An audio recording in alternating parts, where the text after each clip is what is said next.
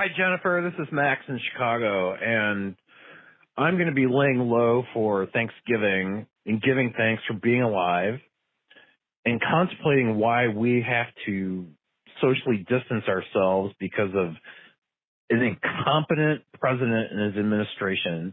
And this is such a needless waste of lives.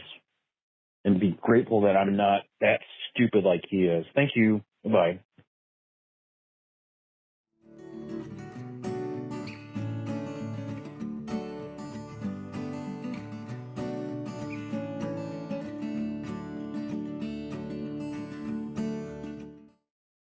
Jennifer, this is Lulu from Canyon, Texas. It's going to be a very quiet Thanksgiving this year, but there's so much more to be thankful for. Thank y'all for all you've done. Take care.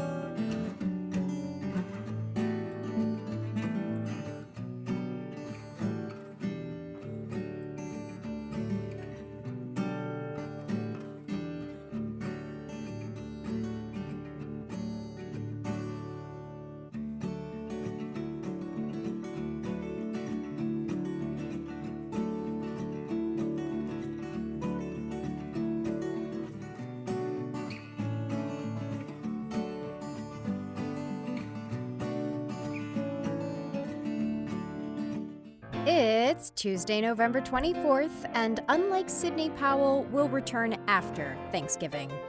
Today on Vote for America, we'll be talking with Dr. Eric Topol and the Lincoln Project's own Zack Czajkowski.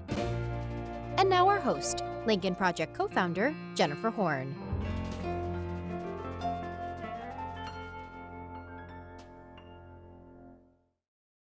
Welcome to Vote for America on LPTV. Thank you so much for joining us today on our special day coming to you on Tuesday this week as we all leave time for us to prepare for the holidays and be with our families to some degree at least. Hopefully, we're just so happy that you're all with us today. We're going to start as we have been, unfortunately, with an update on what's happening across the country with the coronavirus and the COVID-19 infection rates that are continuing to rise in many parts of the country. You can see that graph we show you each day starts in March when we first all learned about this and brings us up to whatever yesterday it is for each day. You can see that it is continuing to climb, unfortunately, and the rate of infection has remained extremely high throughout the month of November. We see a couple of record days there on the November 20th. Over 198,000 infections. Yesterday, there were over 179,000 new cases of the coronavirus reported yesterday. And I just think it's so important for us to not become numb to these numbers. When I was looking at this graph earlier, I thought to myself, God, 179,000 new cases. That is that's not in total for the month of November. That's for yesterday.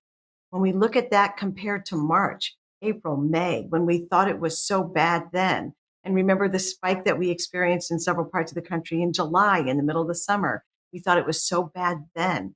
179,000 new cases yesterday alone. We have to take this seriously. We have got to take this seriously.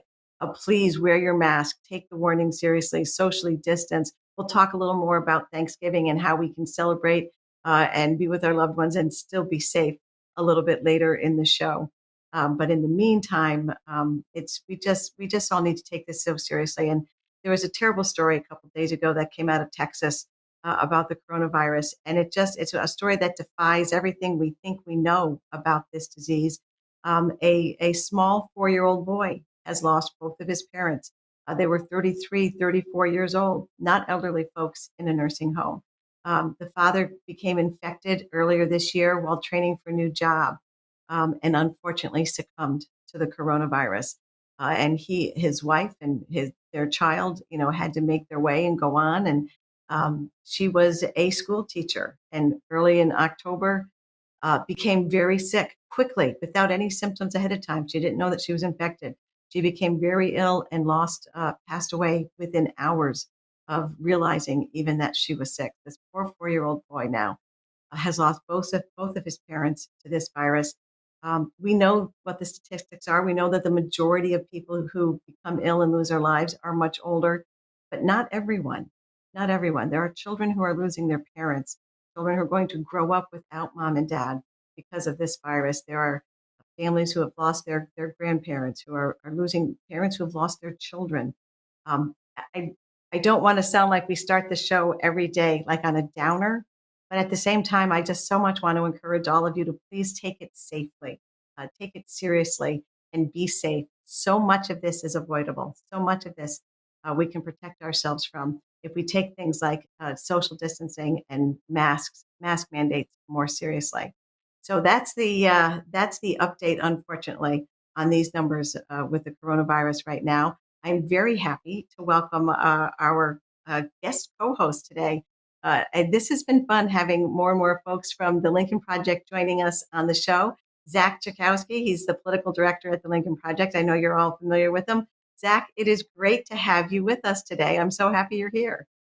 Jennifer, thank you so much for having me, and thank you so much for what you're doing with the COVID updates. It's so frightening, the numbers that we're seeing. So I think what you're doing is really important, and thank you for making sure that folks know to be careful and to take this seriously.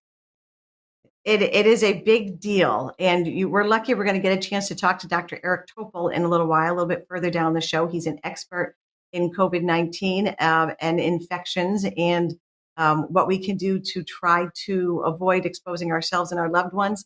And we hope that our audience will join us in the show today. We're going to be taking your questions live. If you'd like to be on the show and ask your question either to Dr. Topol or to Zack or myself, there's the Zoom meeting ID. Just write down that meeting ID number. Go to Zoom, log into Zoom.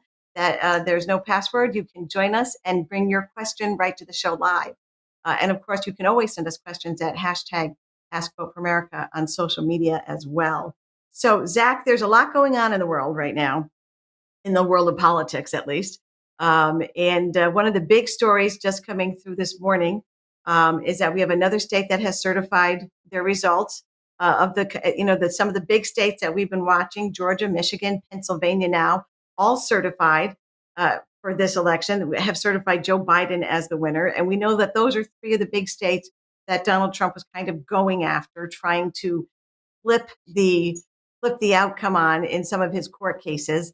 At this point, as we look at these states, there's a lot for you and I to talk about. But as we look at these, just even those three states coming in certified, the important role that they play, it's hard to see, even harder than it has been all along, to see any kind of path for Donald Trump, even if he came up with a successful argument in court. There's no way left for him to try to steal this election at this point, I would say. I think you're on the money. It's over. It's been over. We just have additional confirmation that it's over now. And it makes me wonder, what must it feel like to have the entire world find out that you are a loser and a fraud at the exact same moment? I don't know, but Donald Trump does. And I think that's something we can all take a little bit of pride in taking and being part of. And in addition to the certification, the other big news in the last 24 hours is that the transition process has now officially begun. We know that Joe Biden has been engaging in the transition all along. He's been, I would say, very responsible and measured in his response, and has been moving forward. But as of yesterday, the GSA has officially declared or accepted the outcome of the election and made all of that important information that a president-elect has to have access to available to him, as well as some funds to aid in the transition.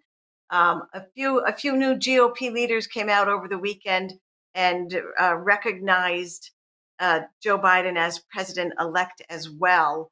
What do you make of all this, Zack? The transition has officially begun. That's great. We all know that Joe Biden's been sort of doing it, taking it all along. But we still have not seen, there have been a few GOP folks here and there, we still have not seen any sort of concession from this president or from his party. I think we saw Carl Bernstein put out a tweet the other day that 21 Republican senators in private have expressed great frustration and displeasure with Trump. And the overwhelming majority of them have not said so on the record yet. And so while we should certainly take pride in the fact that we have defeated Donald Trump, defeating an incumbent president hasn't happened in 28 years. And that's incredible and a testament to the work that so many people did. But what's scary to me, and I think what we all have to be mindful of, is that we've got a party right now which is still iffy on acknowledging that there needs to be a peaceful transition of power. And this is something that I think is relevant not just to this election, but to future elections as well. There is a real question in this country whether an entire party is going to accept the outcome of an election if they don't like the results. And that's something that we have to be mindful of. And now there's no such thing as a low stakes election going forward. Every single one of these Right. matters deeply. And it has to be not just a win, but it has to be decisive. So for people like Marco Rubio, for Ted Cruz, or some of these bad actors, they have to be defeated. And I think it makes the work the Lincoln Project and so many others are doing even more critical going forward, because while we've defeated Trump, it is unfortunately abundantly clear that we have not defeated Trumpism yet. But Jennifer, I actually had something that I wanted to pick your brain about, if that's okay. Always. Right now in Georgia, we've got a situation where there are supporters of Doug Collins and the president who, for whatever reason, seem to believe that Kelly Loeffler and Brian Kemp were in on the scam to rig this election and are now suggesting people write in President Trump's name on the ballot. What do you think about that? Like, it's not a good electoral strategy. We know that much. But like, what does this mean Right. for this election? What does it It mean is. for future elections? Well, it's interesting because it makes you think, just when we thought this election cycle was as insane as it could possibly be, the Republicans in Georgia make it even crazier. Because obviously, if you write in Donald Trump instead of Loeffler, then she's not going to win, right? It's nuts that they are trying to punish the one person who might be able to preserve the Senate majority for them. Like, that's crazy. I think it's a great idea. I strongly encourage all of my Republican friends in Georgia who are unhappy with Senator Loeffler to please write in Donald Trump for Senate. Absolutely, do it. Great idea. Send a message to the world that you are that upset with Loeffler. Write in Donald Trump instead of voting for her on that ballot. I'm all for it. I think we should. I think we should run ads. I think the Lincoln Project should run ads in Georgia telling people to send a message to Kelly Loeffler by writing in Donald Trump for Senate. Oh my gosh. Can you imagine? Kelly Loeffler didn't support Donald Trump enough, so write in Right, Doug right. Collins or Donald Trump. And but there's and real let's and let's momentum behind this. well, good. I say we push it. I say let's light the fire. And let's be clear about Kelly Loeffler. She didn't support Donald Trump enough. That's insane. That's bona fide crazy talk, right up there with Donald Trump thinking that the Supreme Court's going to, switch the outcome of the election to his favor. But I'm all for it. I'm telling you, I think we should call Rick and the guys over in Creative and get an ad running in Georgia, calling on people to send a message to Kelly Loeffler, write in Donald Trump for Senate. I think it's a great idea. What's fascinating to me, though, is that Kelly Loeffler, before she was appointed to the Senate, had a reputation as somebody who was a moderate Republican, socially somewhat liberal, fiscally conservative, reasonable, somewhat respected in the business community in Georgia. And she doesn't believe anything that she said. Like, to be clear, she did an ad where she was like in a hunting outfit with a gun, but she doesn't have a hunting license in Georgia. She is not just craven, but she's almost beyond parody of what a politician is supposed to behave like. Her commercials are uncomfortable to watch, at least for me, because it just seems so transparently false. It's like people up in New Hampshire when they run for office and they put on a plaid shirt and a vest, and even though they've never worn one before, whatever. It's uncomfortable when people do that. It's a good example of how transparent it is when you're just not yourself. When you run for office and on a platform that you do not embrace, it eventually shows. And maybe for Kelly Loeffler, that means that the Trump supporting voters in Georgia are going to abandon her and decide it's just too cold in January to bother going out to vote for somebody as hypocritical as she is. They'd rather stay inside. I was going to say stay inside by the fire, but maybe not in Georgia. Maybe that's not. Well, I mean, it's like But 61 in North Carolina. It's unbearably cold. I don't know how people live with this. Um, but it's you and funny I what's know that happening. a special election in January is all about turnout. There's going to be a lot fewer voters than there were in November. There's going to be less energy, less, intensity to the voters' motivation. So it really requires a very targeted, specific kind of an effort to win that kind of an election. And if the base Republicans in Georgia are looking at Kelly Loeffler and getting angry by the fact that she hasn't supported Donald Trump enough, then getting them motivated to turn out and vote for her might be more of a challenge than they originally thought. If I'm any Republican elected official watching this special, I am terrified right now because for years they have gone along with Trump and Trumpism and they can't control their base anymore. I mean, the base is revolting right now against Kelly Loeffler, who got more votes than Doug Collins in the special election this November. So, this could happen to any Republican elected official. And I think it really has significant implications for the future of the party because what do you do if half of your supporters aren't going to accept the results of an election? What do you do if half of your supporters are just living in la la land and not reality? And I really don't have the answer. And I think fortunately for us, we don't have to come up with it, but the Republican Party leadership certainly does, or they are in a lot of trouble. Rebuilding the Republican Party is not my job. But I will tell you that as they're sitting there trying to figure out what to do about it, they have no one to blame but themselves. I don't even blame Donald Trump for the fact that they have allowed, they have built a base that so embraces Donald Trump that a rational thinking, clear thinking human being cannot be elected in a Republican race.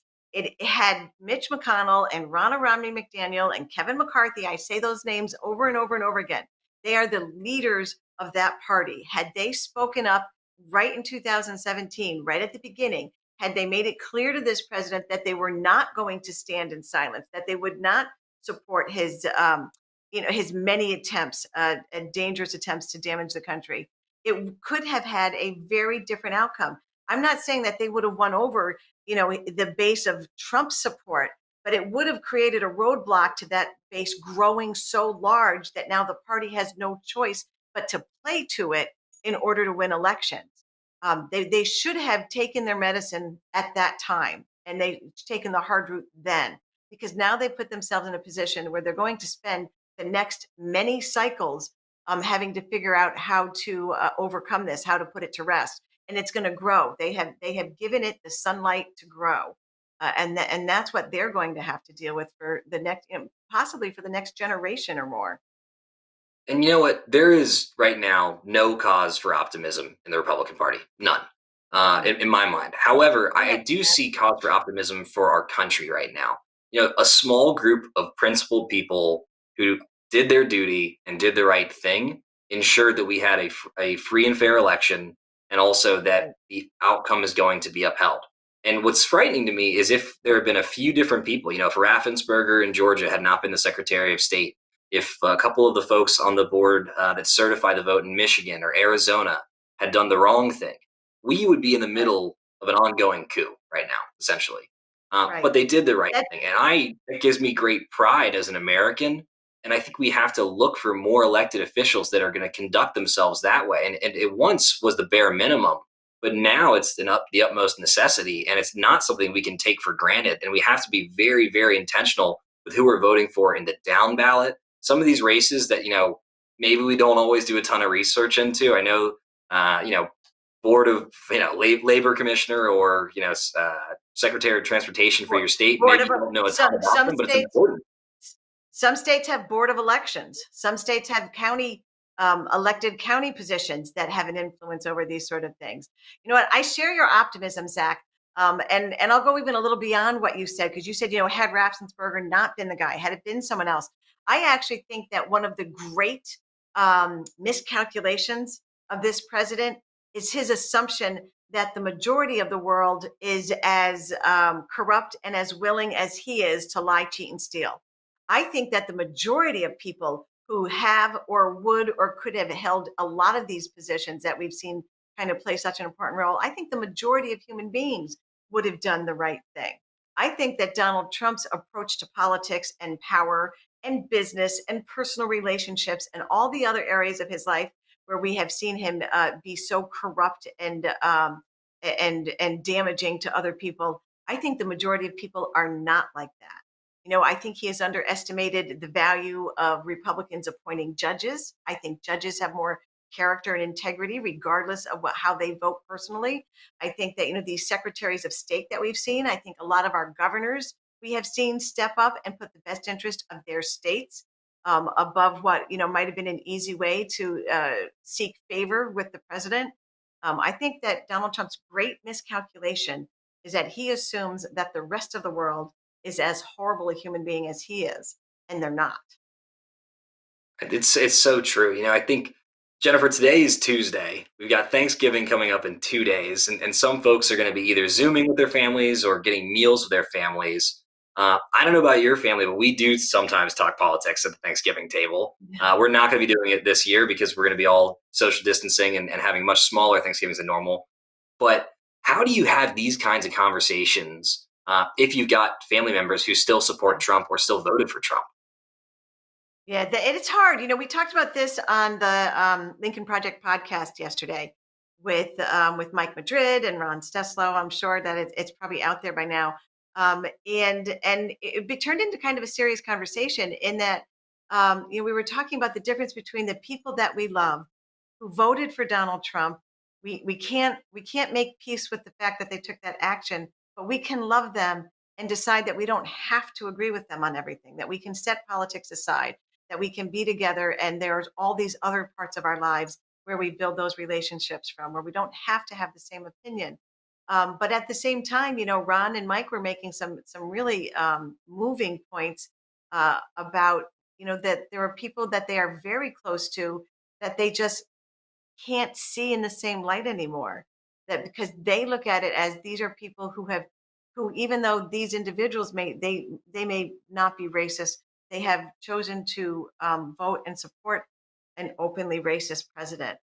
So there are difficult relationships. There are relationships out there that require difficult, choices and delicacy. I still stand by what I said yesterday on the podcast is I'm not willing to lose my family because of the division and that Donald Trump has sown in this country. I'm going to choose not to discuss politics with the people I love, with whom I, have these deep disagreements in the political world. I hope that most Americans can do that. I hope that I know. that I just tell everybody who is going to engage in those conversations, tread carefully, because I just got uninvited to a wedding because somebody sent me a text message they shouldn't have, and then I responded with something that I shouldn't have, that I wish I could take back. And it happens, and it happens quickly. And I think you're right that there are some things that are bigger than politics. And you can't bring somebody back into the fold, and you can't convince them that Donald Trump is not the answer if you're not speaking to them. I think it is worth and navigating those tricky waters. We have to be careful because we have to understand, I've said this so many times, the majority of human beings who voted for Donald Trump did it for some other reason.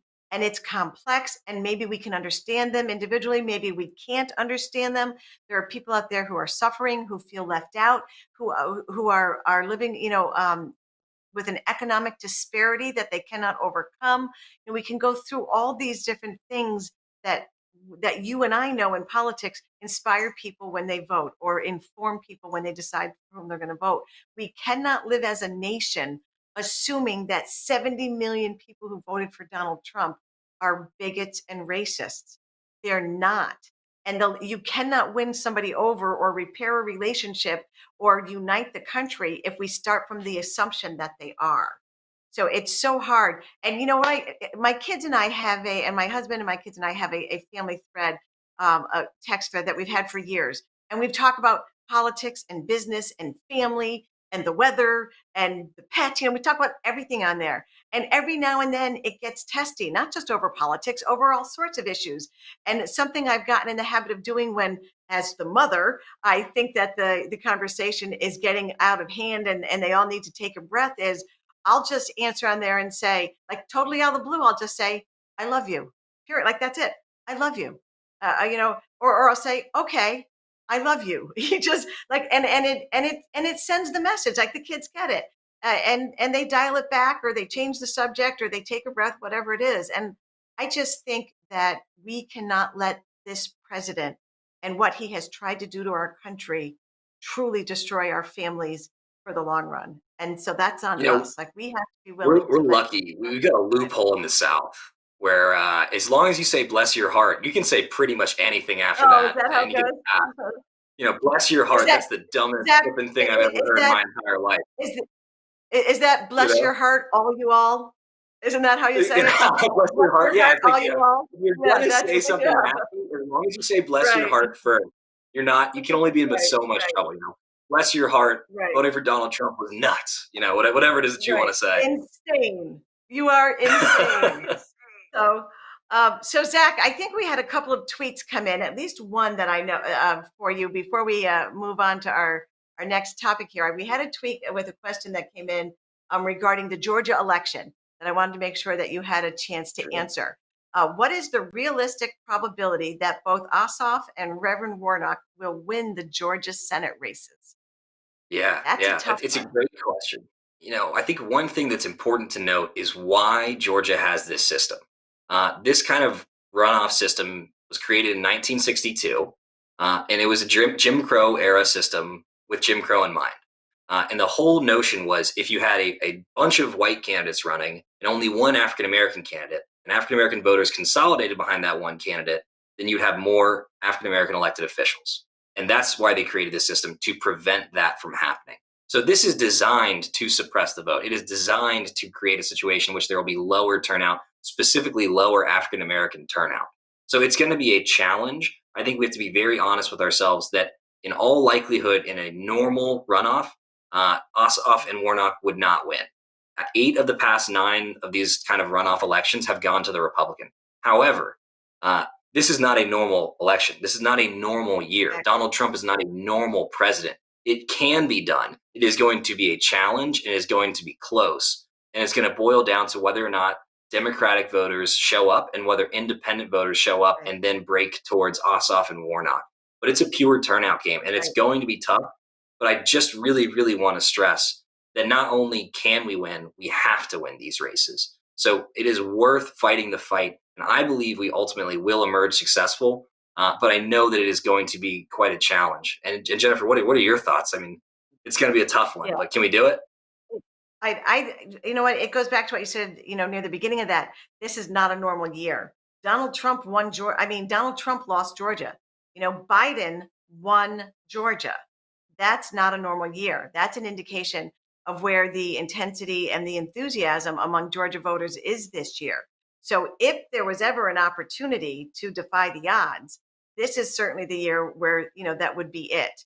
And to your point, it's those independents. Democrats have to be fully committed to showing up no matter what. Every single one of them, no matter what the weather is, no matter what else is happening in their lives, they have to be committed to showing up. And then we've got to be able to move the independents. They're the ones who made the difference in the presidential race, in the election in November. And so being able to get them to feel as motivated, as intensely committed to the outcome as they were in the presidential race is what this is going to be all about. And of course, I also the effort to make sure that people send a clear message to Loeffler and write in Donald Trump. That's key to we're, all of this. we're very much on the same page, and I'm going to go a step further. Yeah. If you want to send a really clear message, write in Donald Trump in both races if you're a In Republican. both races. That's right. Absolutely. That's right. You tell that Senate, you show that Senate who you support and what you expect for them and how you want them to vote. Write in Donald Trump on that Senate line, no matter which candidate you're looking at.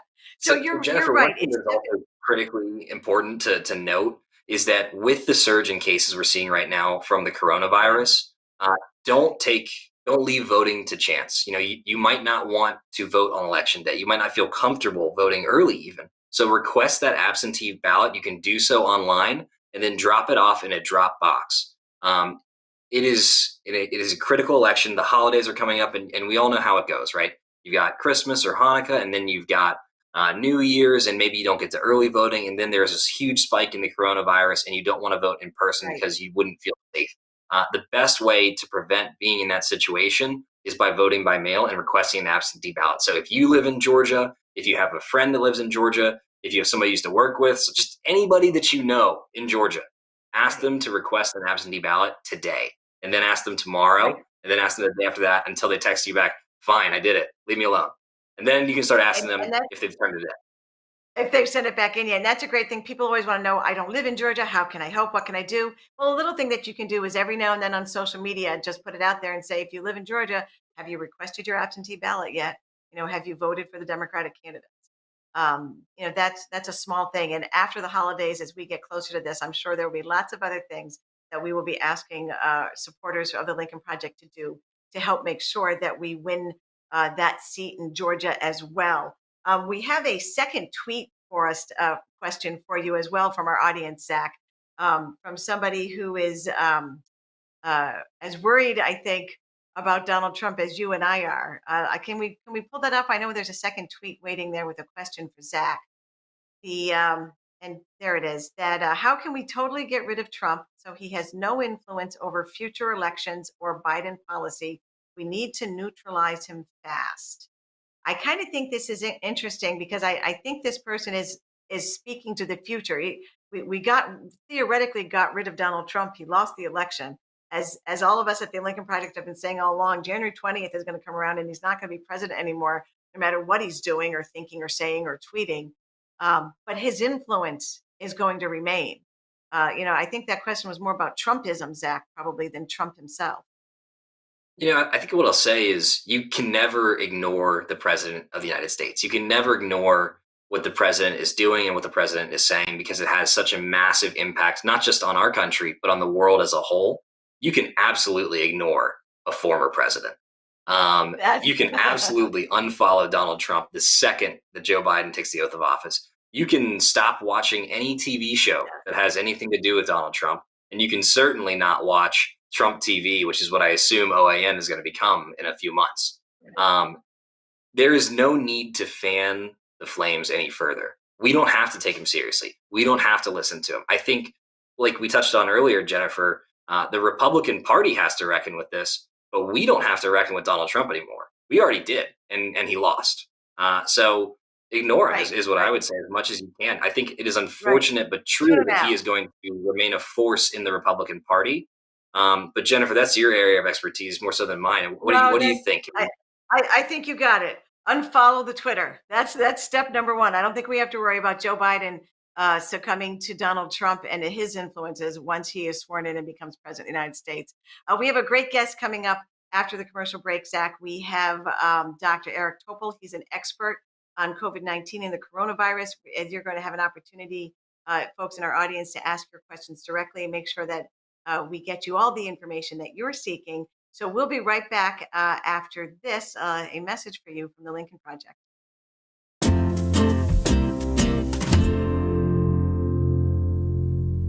Canada, England, France, Germany, Japan, China.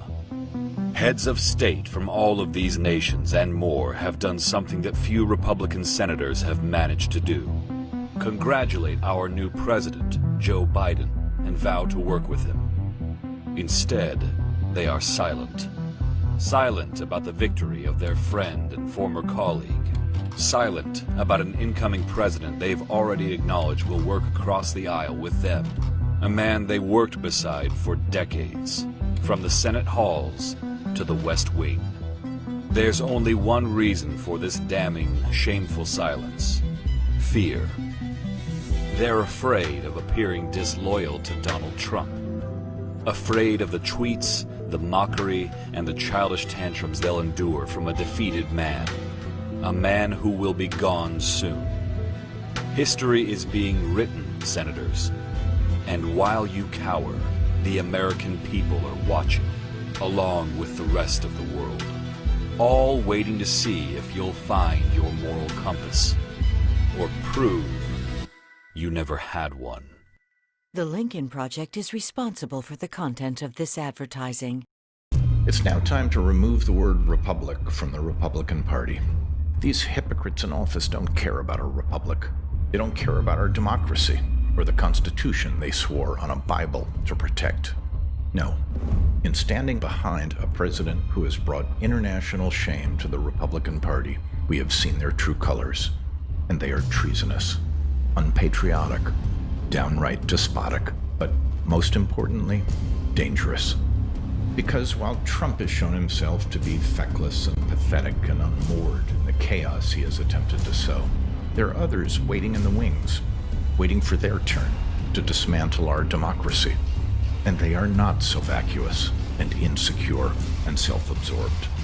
From this presidential embarrassment, they see a full and total shift to authoritarianism. Those are Republicans? We think not. We are watching, and so is the world. The Lincoln Project is responsible for the content of this advertising.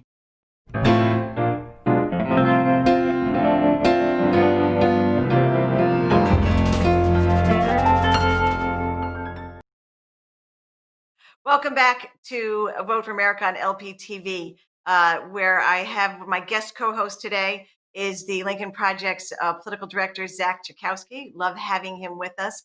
And we're really happy to be able to bring this next guest to you. You all have so many questions about the coronavirus and infection rates and the safest way to celebrate the holidays and all of those sorts of things. So Dr. Eric Topol is an expert on all things COVID-19. We're very happy to have him with us. Dr. Topol, thank you so much for joining us today. Thank you, Jennifer. Good to be with you. It's great to have you with us. We have a lot of questions for you. Our audience is lining up to get their questions in. I want to start with one from me, just kind of a more general question.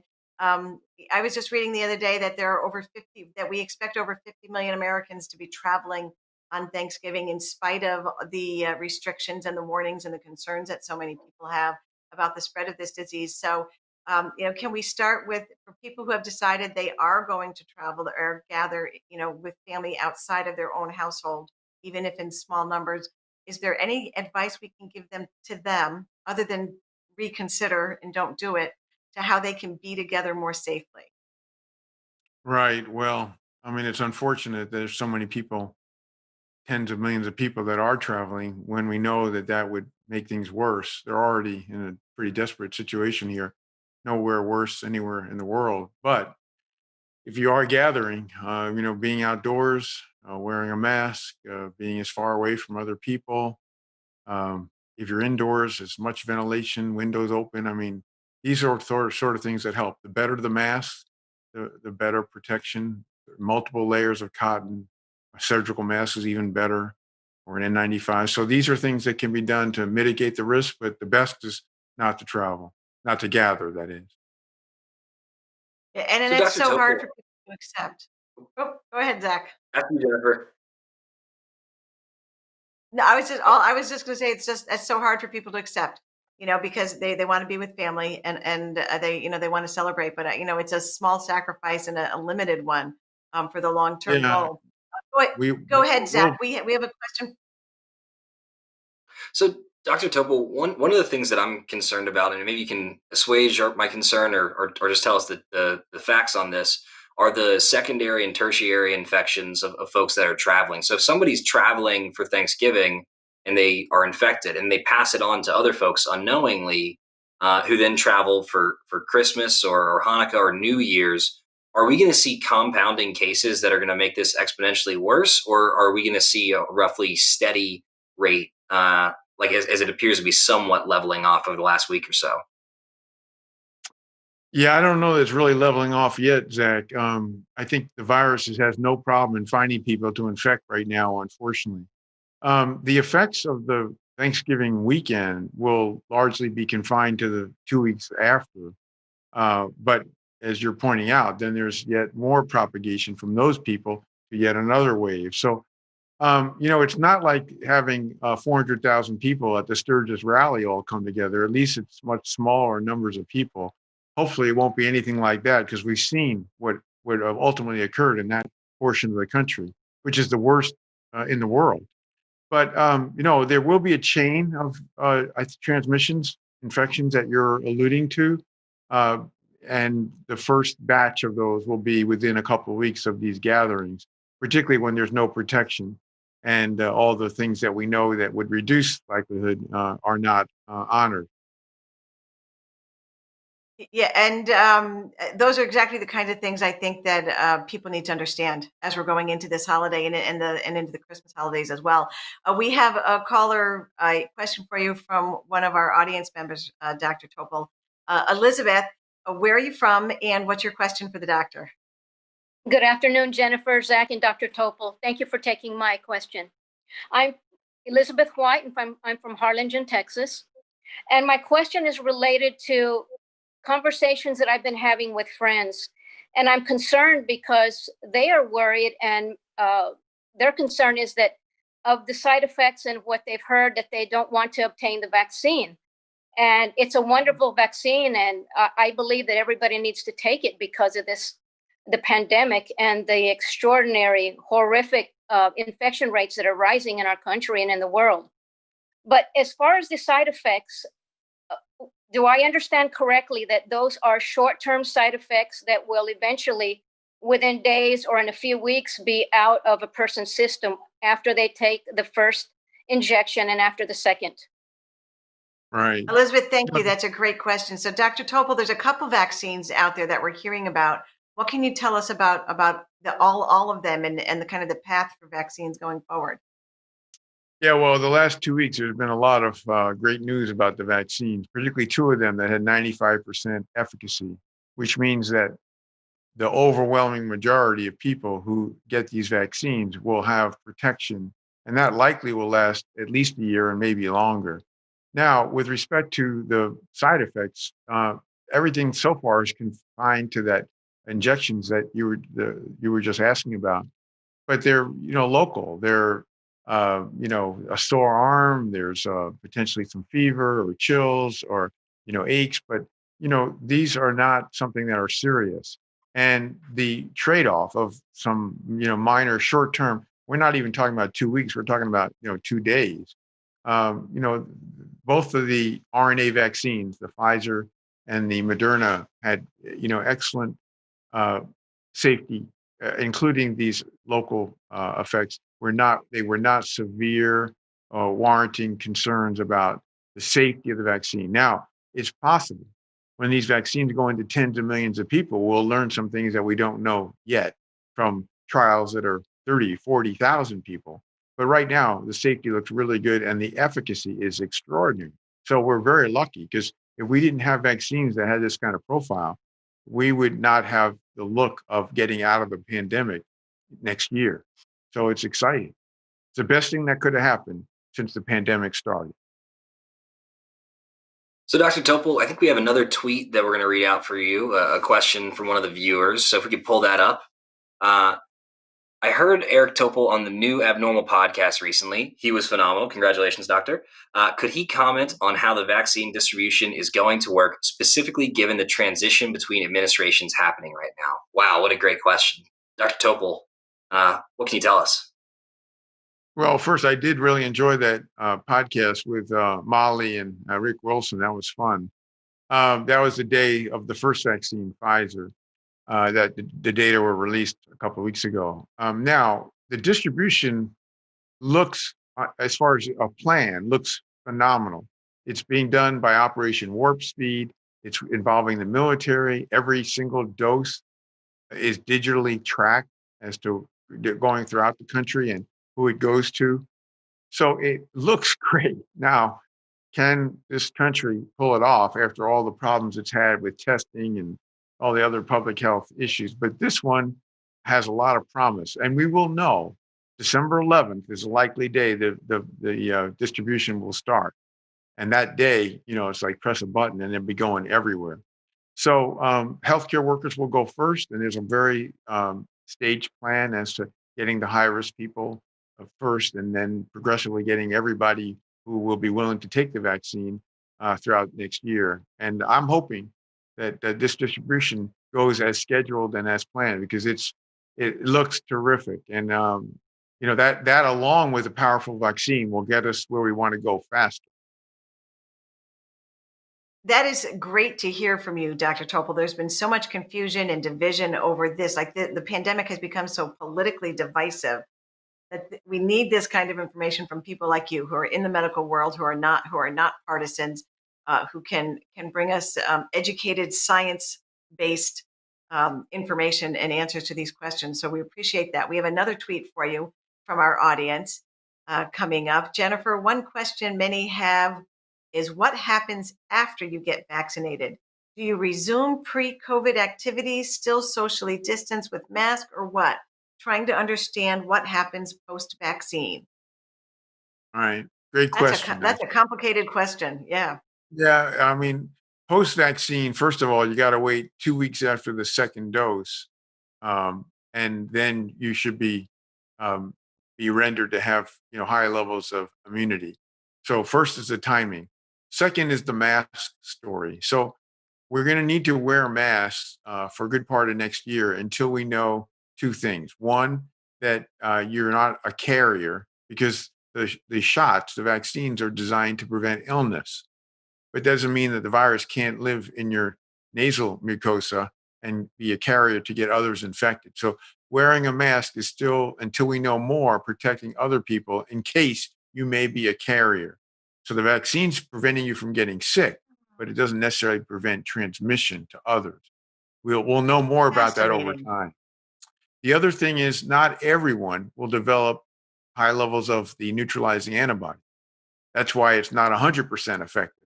It's like 95%.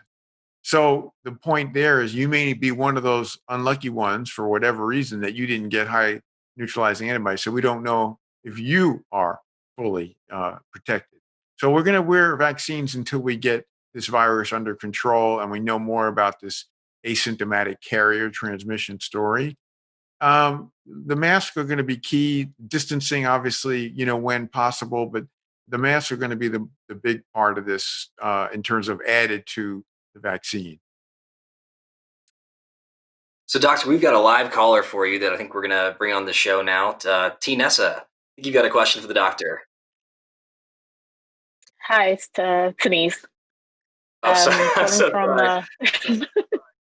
Listen, it could be worse. You could say Tennessee. I'm sensitive to getting the names wrong, so I really do apologize. No worries. Denise, Zach's last name is Czajkowski. Okay, good luck with that. He understands. Yeah, exactly. All right. Thanks for taking the call. I'd like to say thank you guys, the Lincoln Project. You guys brought me through this whole election ordeal. My question is in regards to the vaccine. Like right now, my parents are elderly. They're not fans of the vaccine. And thinking as a mother, I don't want to put my children through that as well, because from the last administration or the current administration, it's always been lies. I don't know what to believe. And the fact of the matter is, a lot of other vaccines, they take longer to develop. So, and whereas these 4 or 5 that we have out now came along less than a year, how safe is it? What corners were cut? Or should we trust the vaccines coming out? All right. Well, great question, Denise, because, that's something that I was very worried about. So back in the end of August, September, that's when I worked over the FDA, particularly the commissioner, about that we need to have all the safeguards. We cannot blow this. These are the most important clinical trials in history. We have to get this right. So fortunately, there were no shortcuts. There are no shortcuts. This was done right. It wasn't used as a prop for election by Trump. It was done with the highest standards. So I actually applaud the FDA for tightening the guidelines. And even though it's happening fast, it's really because of the science. The science is extraordinary. Within days of sequencing the virus in January, there already were templates for vaccines. And then these trials of 30, 40, 60,000 patients were done, at velocity we've never seen. So no, you can trust these data are good. And when these start to be distributed, I'm very confident that we've got highly effective vaccines. And I also want to say far better than we had hoped for, which is amazing. That's really amazing. This is the ultimate flip of the worst public health response with the best science. And it's like, how can we be in such a horrible state right now with 200,000 cases a day and pushing towards 2,000 deaths a day again, when in fact we have done this vaccine story, which is, well, in the annals of medicine, there's nothing like this. That's also very encouraging to hear. We have another question for you from one of our listeners on social media. We have a tweet for you. She says, Catherine says, my 20-year-old daughter wants to fly to Colorado from Florida in December. Should she go? I don't think so, but would appreciate your thoughts. My heart just hurts as a mom when I read that. Yeah, ideally, she wouldn't go. I mean, we all should be trying to stay put. Ideally, even stay at home. That's why we're working from home for the most part, if possible. But there are a lot of questions that are part of the story here. Being in airports and on flights doesn't protect her. And then who's she going to be with when she gets to her destination? And what kind of practices as far as mitigating transmission, both to other people and to her? So many questions. The easiest thing is just to stay put. All right, we've got another tweet for you, Doctor. It's the easiest thing, but it's the hardest thing for young people to accept sometimes, I think, is the challenge. Right. Well, that's the problem we have right now with all the colleges, sending the college students going back home to see their family, but that may not work out so well. And this whole idea that you get a test before you get on a plane, that's ludicrous. That's just like the temperature check. Hours later, you could have just, started an infection and be transmissible. The test is a one-off at that moment in time. People don't get that. It doesn't provide the reassurance that you're good to travel. So, Doctor, we've got another tweet for you. Let's pull that up. So, Doctor, how are asthmatics faring overall when they battle COVID? Do we have any preliminary data on that so far? Well, people with asthma and lung disease definitely have a rougher time if they get a lung infection, because it's superimposed on the fact that with asthma, they're prone to having spasm of their airways, and it makes things rougher. It's definitely a complicating factor. So all the more reason for anybody with asthma history to take all precautions, maximum safety. And we have another question for you coming in from our social media followers as well. Dr. Topol, Bianca said, Bianca, a Marine mom wanting us to be a better America. Bianca, I'm a Marine mom too. God bless you. God bless whichever child is serving. Thank you for reaching out to us. And she says, I'd love to hear more about reinfection research. Where are we at with this? Do we have more data on how long immunity lasts after infection before it wanes? You sort of hinted at that a little bit a couple minutes ago, Dr. Topol. Can you give us, is there more detail? Is there more depth to that we know? There's a lot of exciting news that's come out on that in recent days. So there's been a few studies to show that when we develop, without a vaccine, when we develop our immune response to this virus, that it lasts at least 9 months and maybe many years. That's what's exciting. The extrapolation to many years is from the original SARS virus, which is very similar to SARS-CoV-2, this virus.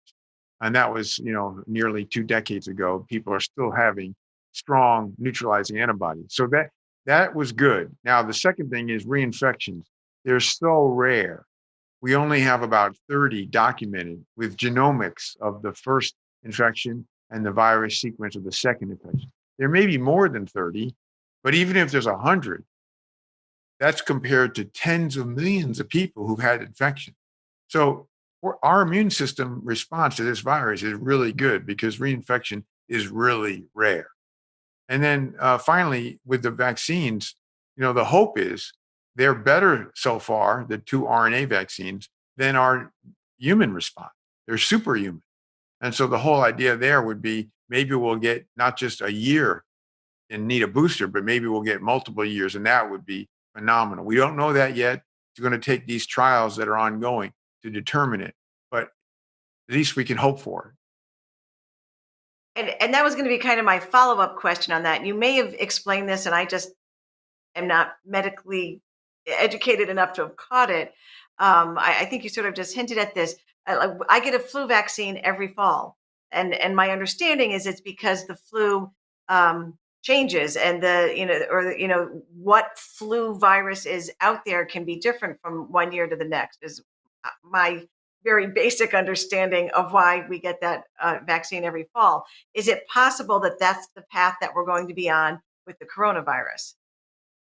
Well, no, fortunately. Okay, So good, good. the influenza virus is a bad virus, not so much that it is like a killer like this one.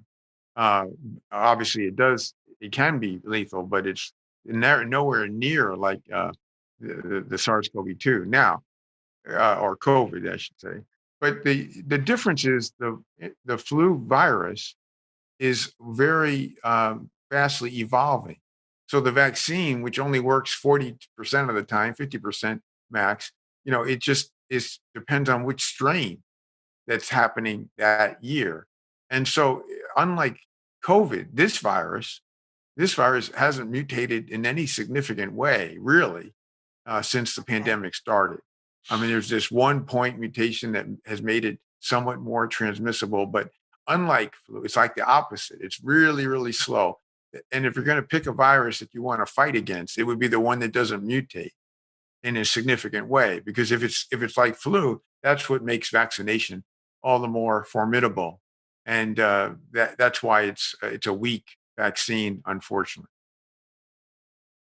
That's terrific, Dr. Topol. So as bad as this is, that is, a little bit of good news, I guess, out of it. And everything you've talked to us about today, the vaccine, the rate, the efficacy, this has been all very encouraging and helpful to everybody. Thank you so much for making time for us today, Dr. Eric Topol. It was good to have you here.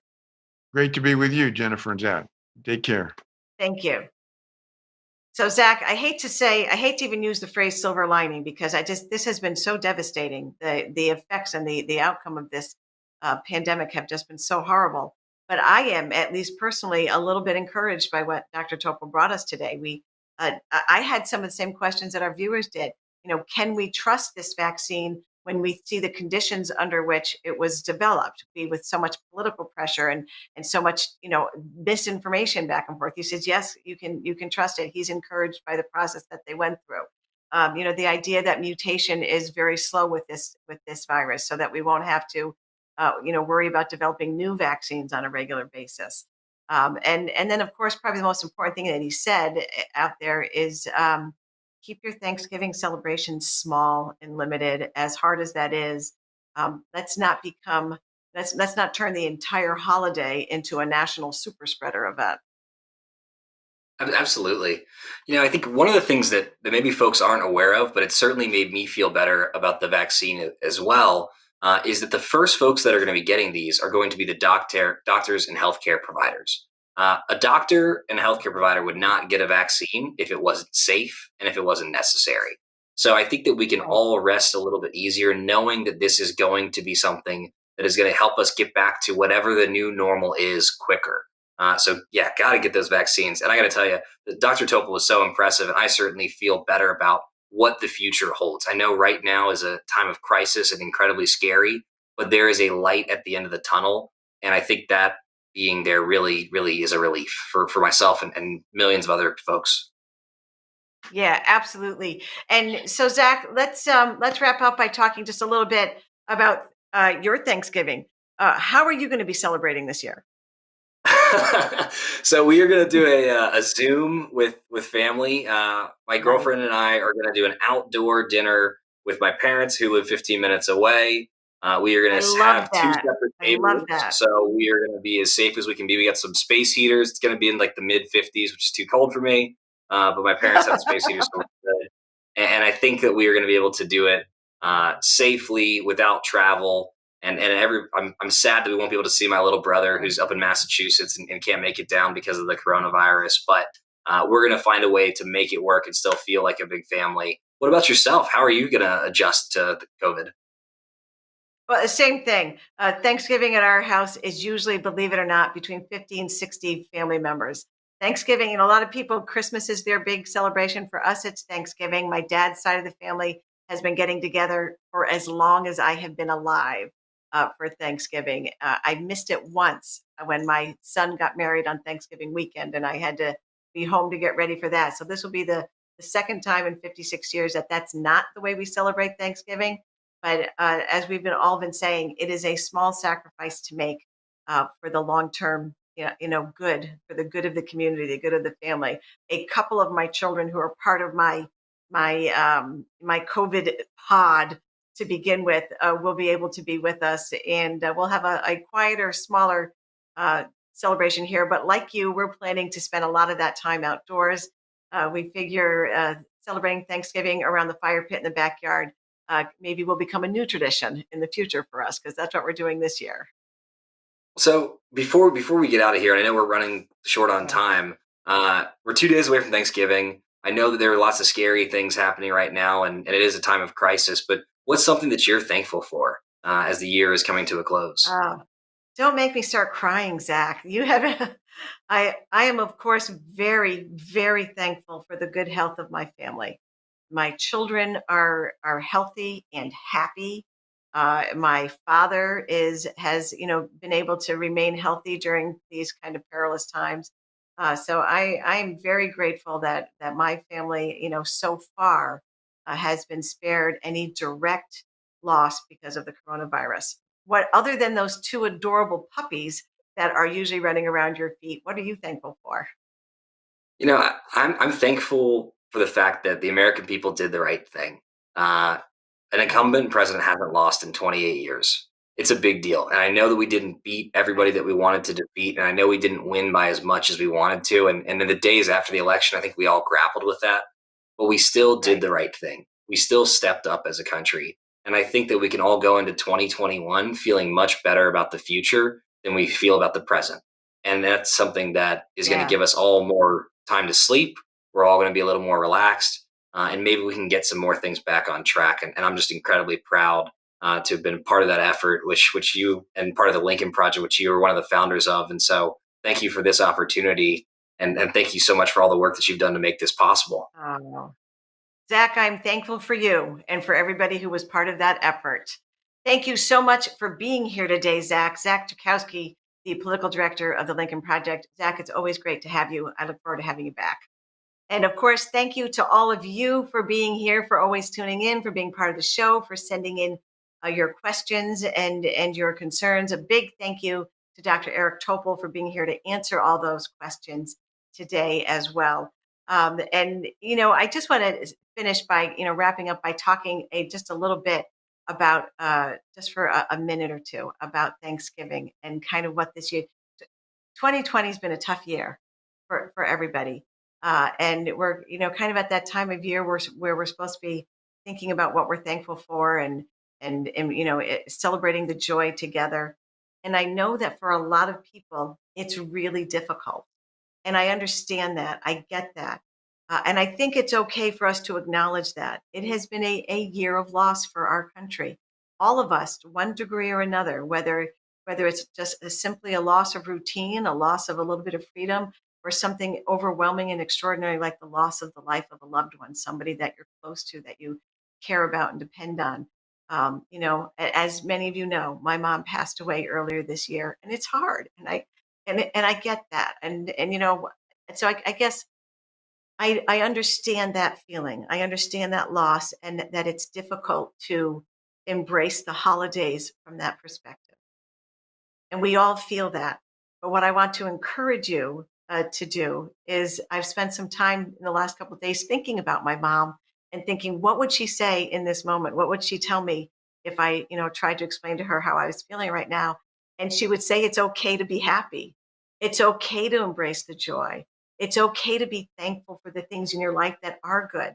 We can acknowledge the loss and acknowledge the burden that we've suffered as individuals and as a country this year, but still decide to be thankful for what is good in our lives and to find those little moments of joy, whether it's, whether it's taking a walk on the beach or video chatting with your grandchild, which is one of my very favorite things to do.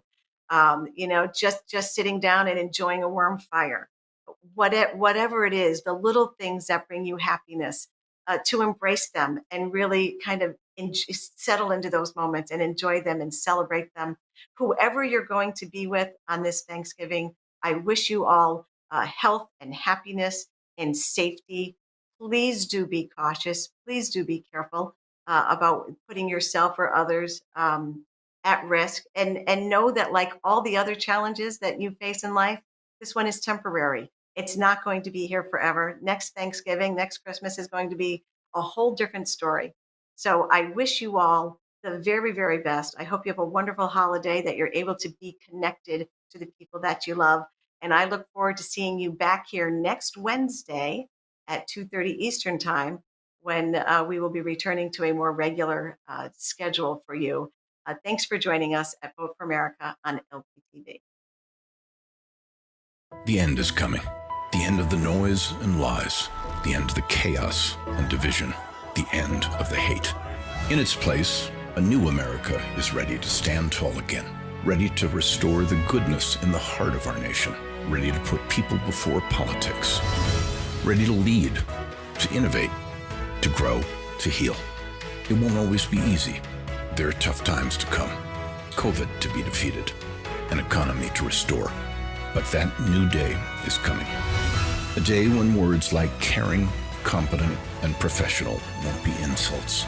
A day when compassion and character mean more than celebrity.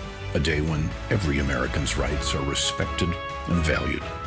That day is coming because of your hard work, your commitment, your energy and passion. That day is coming because of your vote. Joe Biden, our president. The Lincoln Project is responsible for the content of this advertising.